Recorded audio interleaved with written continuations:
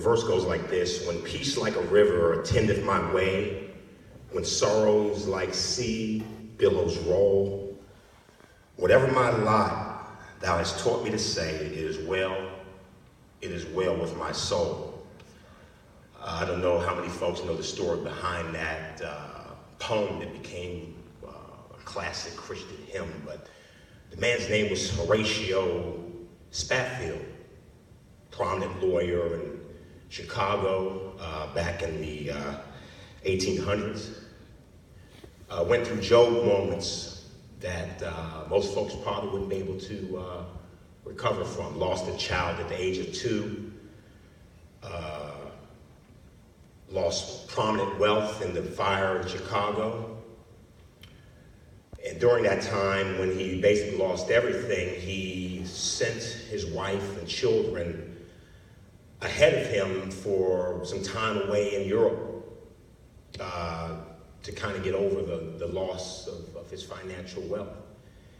He had to stay behind because of business, and because of that, he wasn't on the boat with them. And a few days into the journey, a ship ran into the boat that carried his wife and daughters, and he lost all 4 of his young daughters. His wife was able to survive, reached out to him through telegraph and said, "Saved, but alone, what do I do?"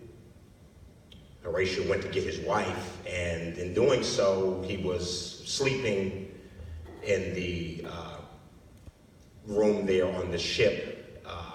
He asked the captain to come and get him when he passed over the area where his children were lost. In that moment, as he came up to the top of the boat and went over the watery grave where his children were lost, he penned those words in a poem. Eventually became a hymn that we all know to this day. I don't know what it is to have this loss yet. I'm lucky to still have my parents.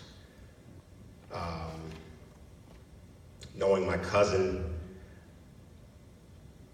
we could safely say he had a lot of years left. But it's in moments like these that a song like that, a man like that, Horatio, losing his children, lost 2 sons, lost all his wealth. But at the end of his life, him, his wife, and 2 other daughters he had actually ended up going to Jerusalem.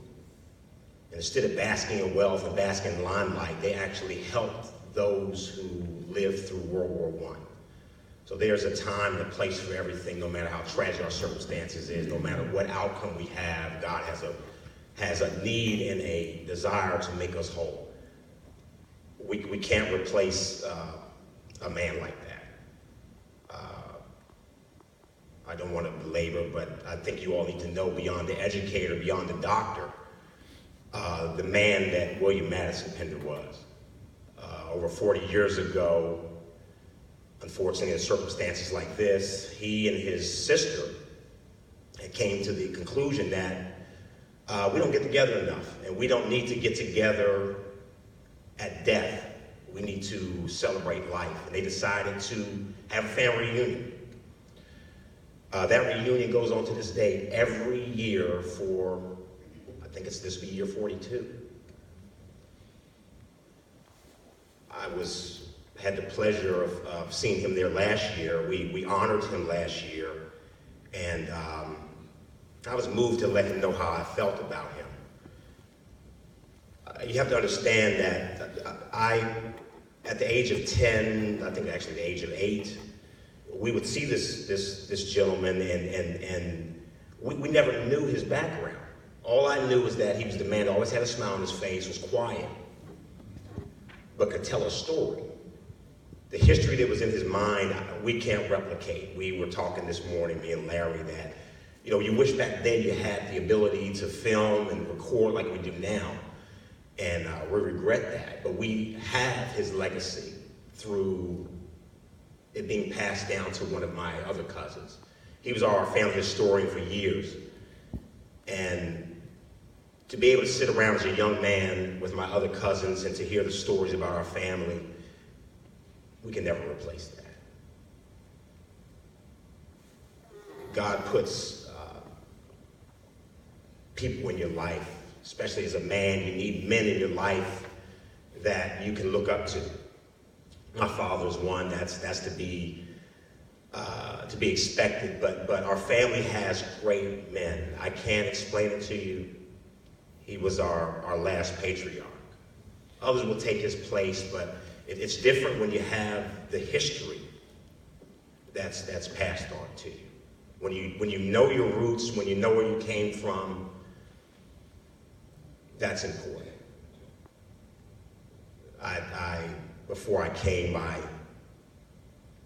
wanted to kind of lock in what legacy meant, and as I looked it up and tried to do some soul searching with it, what consistently comes up is financial and things, monetary, to leave a legacy, to leave money, to leave property, to leave this, leave that. Money spends, houses fall apart, they burn, gold tarnishes, gold fades away. But as I looked up in Merriam-Webster, legacy, the other definition said something transmitted by or received from an ancestor or a predecessor or from the past. That's the legacy that we should strive for. William Madison Pender left that for us. The money's not what we need. We need to be able, as human beings, as people, to be able to carry on what our past has given us. Can we ever replace a man like that? It'd be very difficult. The wonderful thing is that I know that his legacy is in me, that small part that as I watched him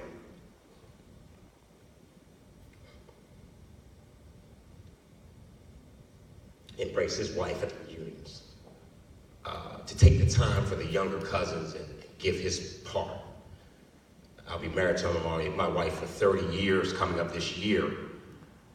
And it seems like a drop in the bucket for 67, but because of his legacy, I don't see any reason why, with God giving me the grace to be here, that I can't do that. Without his showing how much he loved his wife and his children, his legacy, I know certainly that those little things that I drew from him as a young man and watched him as I grew older, being the same man, not worrying about the prominence of a degree and the amount of education he had, but just being a good man, a loving man, a loving husband, a loving father, a loving cousin, which is kind of funny at 95 to still have a cousin that old, but it's a wonderful thing to have family that's willing to take a piece of them, insert it in you, and allow you to carry that on, even though they're no longer with us.